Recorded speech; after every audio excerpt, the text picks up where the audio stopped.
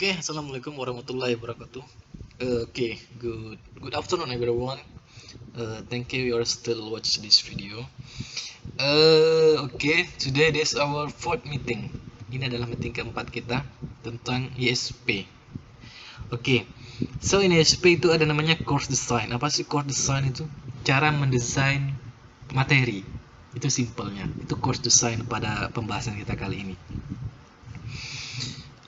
Course design. Nah ini. How to design a course, bagaimana cara mendesain course atau materi. This one you can see this one.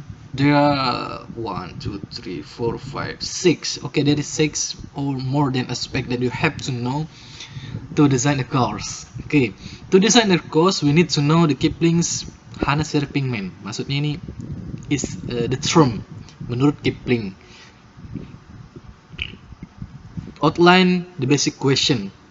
Dia mengoutlinekan apa sih yang diperlukan dalam mendesain sebuah materi atau course. Especially for ISP. Why does the student need to learn? Nah, why does the student need to learn this one? Kenapa sih siswanya atau pelajarnya membutuhkan itu untuk dipelajari? Needs. Who is going to be involved in the process? Siapa aja yang terlibat? Nah, ya macam-macam. This will be needs to cover not just student, but the also people who may have some effect on the process, teachers, sponsor, inspectors. Macam-macam ketika ada materi yang akan dibuat, yang macam-macam yang terlibat. Sponsornya apa sih? Yang dia tukang sponsor the course atau materi, inspektornya siapa sih? Evaluatornya itu inspectorsnya.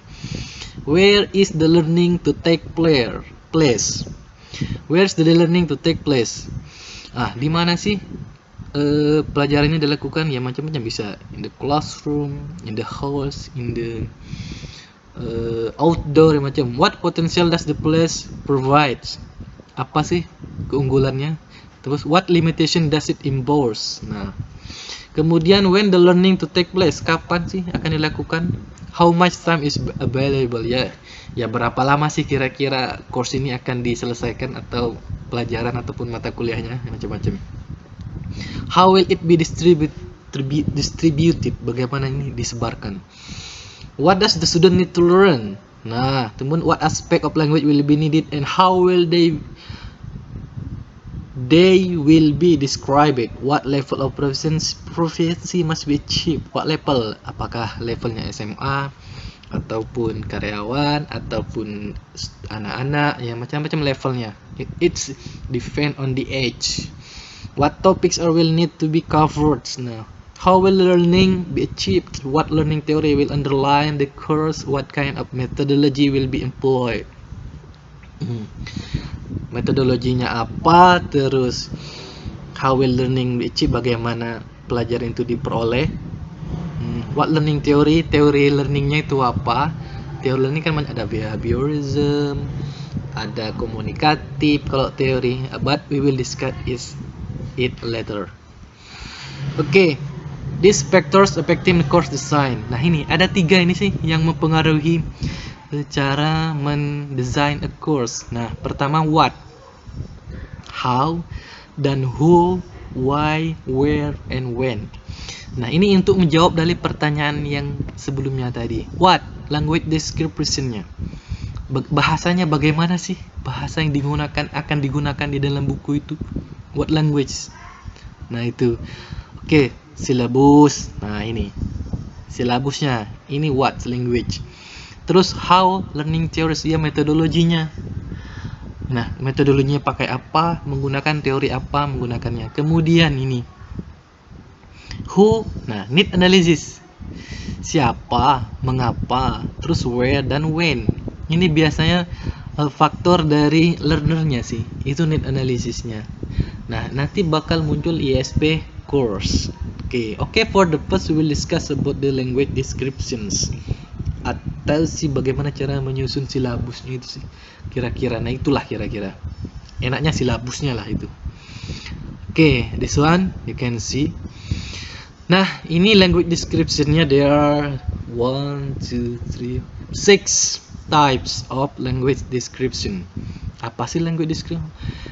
is the way in which the language system is broken down and described for the purposes of learning. Bagaimana sistem bahasa di dalam buku yang atau materi yang kita buat itu digambarkan demi mencapai tujuan pembelajarnya. Bagaimana sih?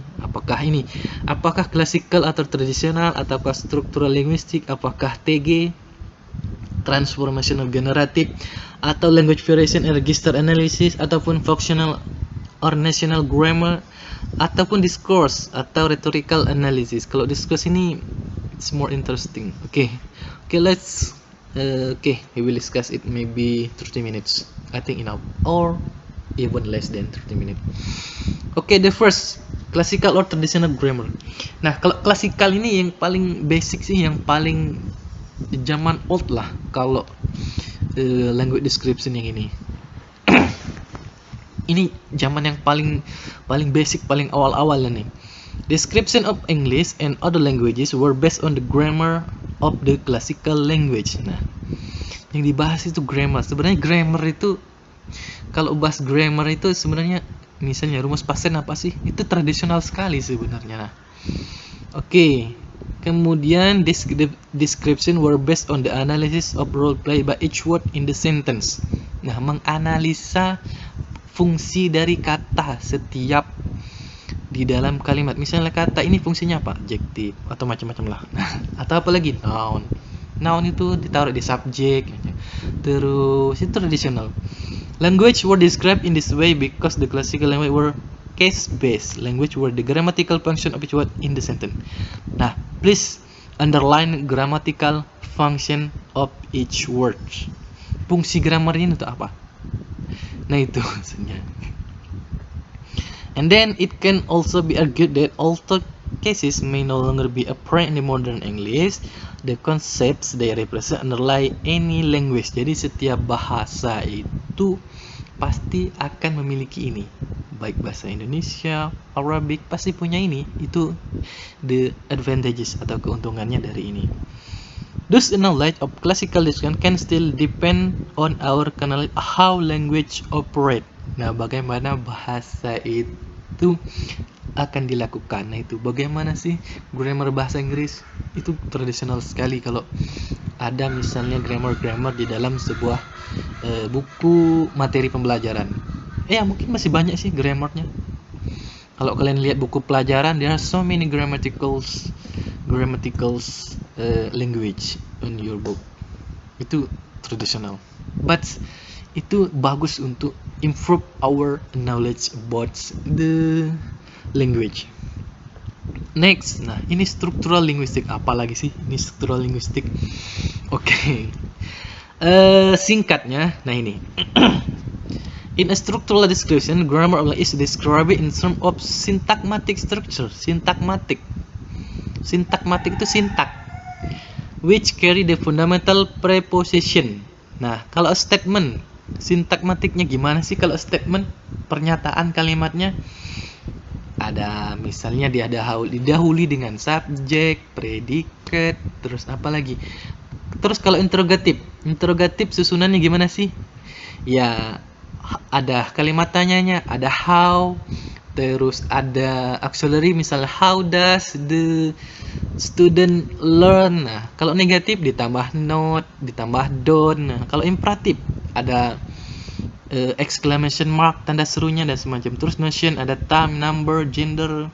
Nah, kalau gender itu misalnya kalau polisi ya police woman, kalau perempuan, kalau laki-laki policeman dan semacamnya. Okay, next.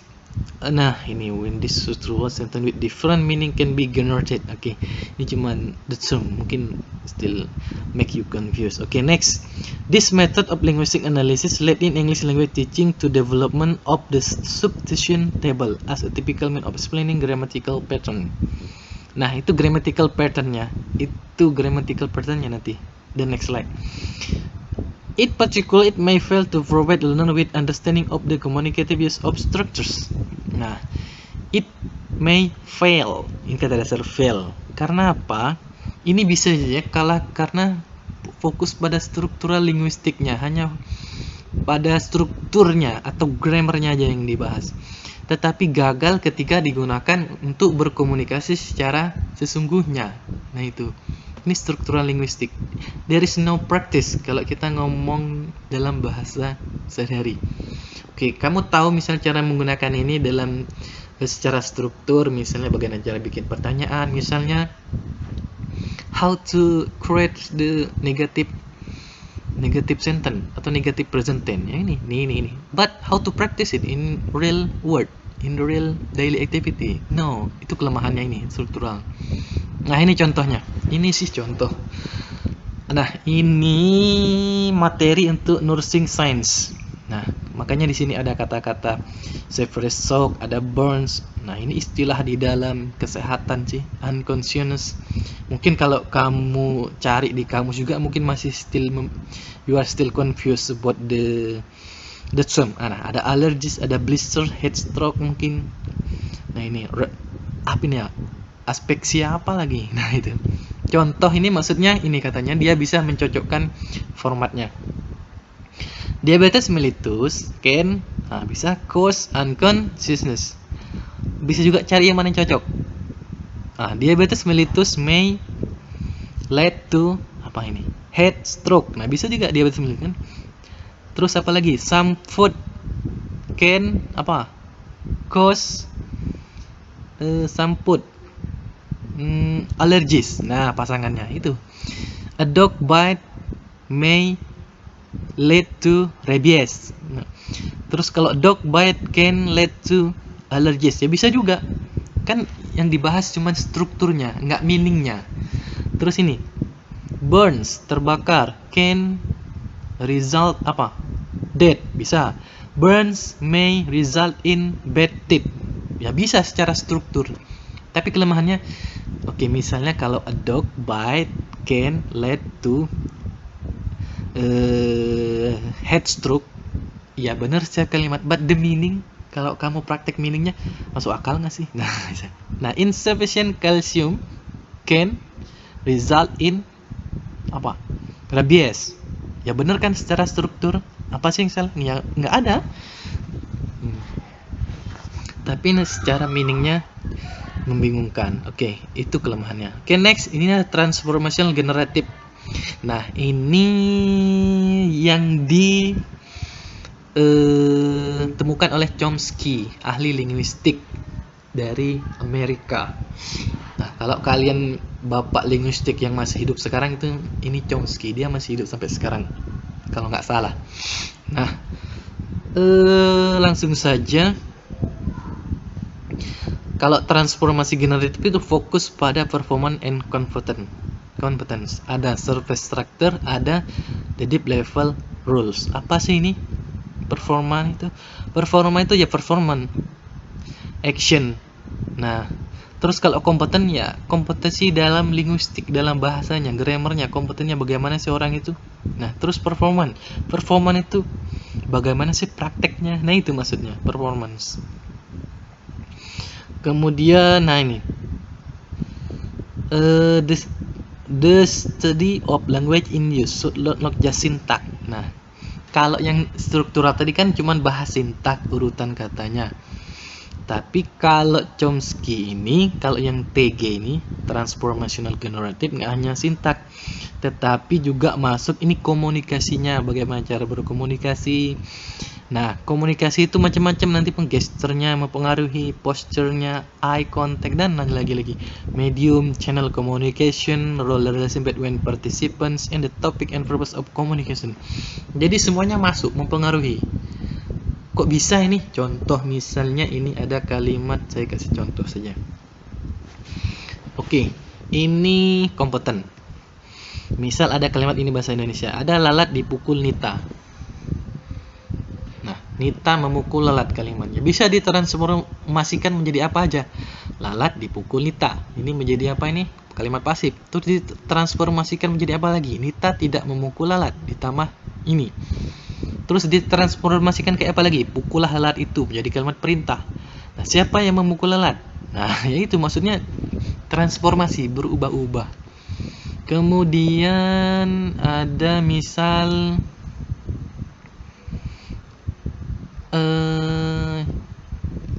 Next. Nah ini, ketika intonasinya diubah, kalau adik menangis, ya benar, makin tahu kalau adik menangis. Kalau saya ubah begini, adik menangis, itu kan berubah menjadi kalimat tanya. Nah itu maksudnya, ketika intonasinya diubah, itu artinya juga bakal berubah.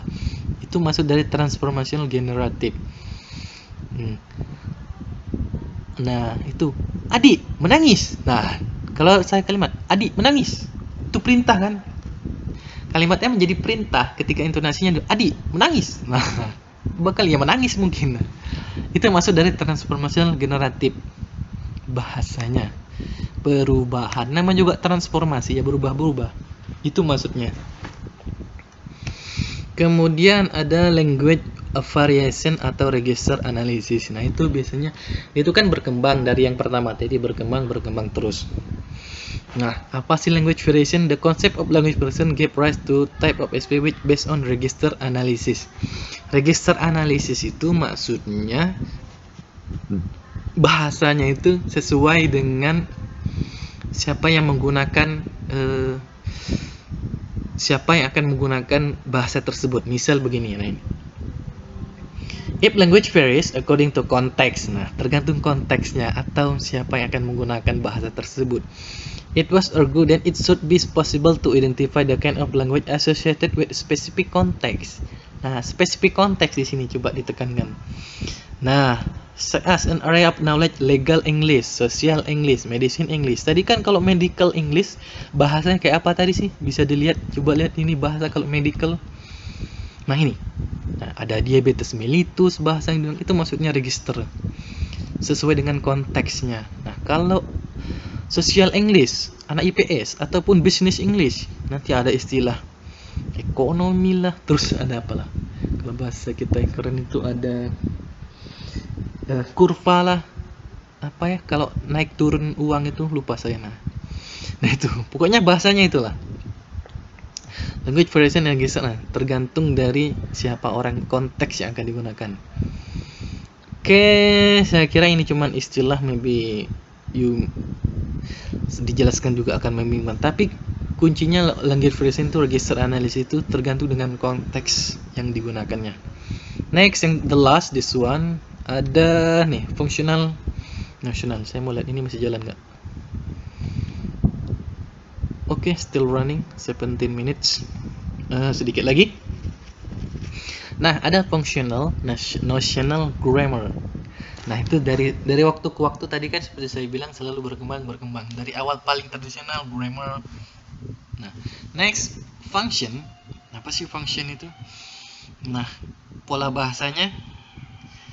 Nah, speaker, writer, for example, advising, warning, threatening, describing. Nah, ini functional. Kalau advising itu bahasanya kayak gimana sih? Kalau mau menyarankan? Oke, misal you must go to the doctor misalnya. Kan advising. Apa aja sih yang digunakan dalam grammarnya? Kalau advice menggunakan must, menggunakan should. Kalau warning, ya menggunakan don't, you don't go there. Kalau describing, ya kalau describe misalnya apa sih grammar kalau untuk menggambarkan, ya menggunakan present tense, she is beautiful, she goes to school. Nah itu maksudnya functional.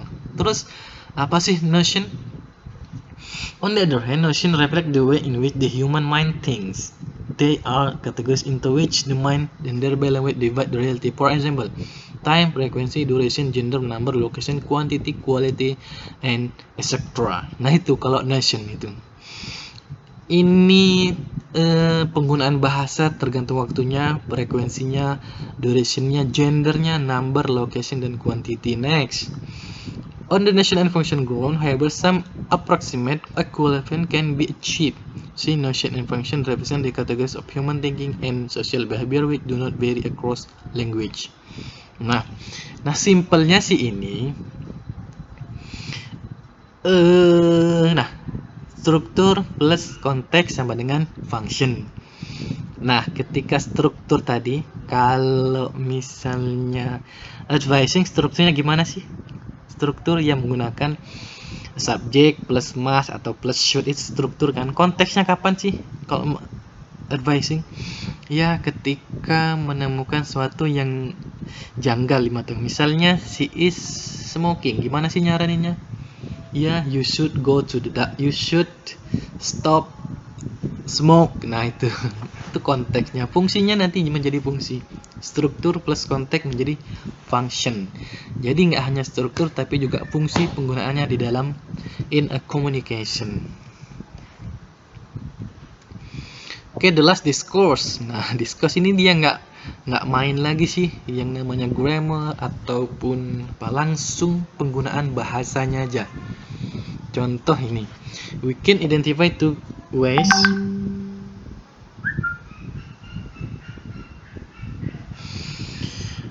two ways in which the result of studies into the nature of discourse have been used in SP teaching material. Learners are made aware of the state in certain set piece of transaction associated with particular specialist fields and context.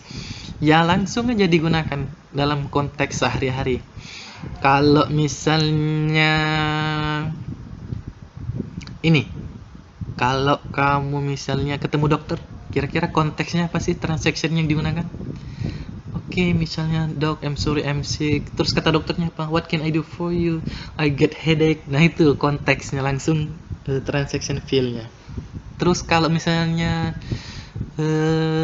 transactionnya di pasar, misalnya di supermarket, kira-kira kalimat apa sih digunakan?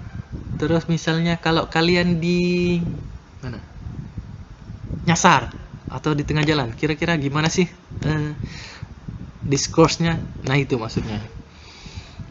Truck material aim to explain. Okay, the second use of discourse analysis in SP has been truck material, which aim to explain how meaning is created by the relative position of the sense in written text. The aim of such an approach is to make the learner into more efficient readers by making them aware of the underlying structure of text and the way in which language has been organized into create this structure.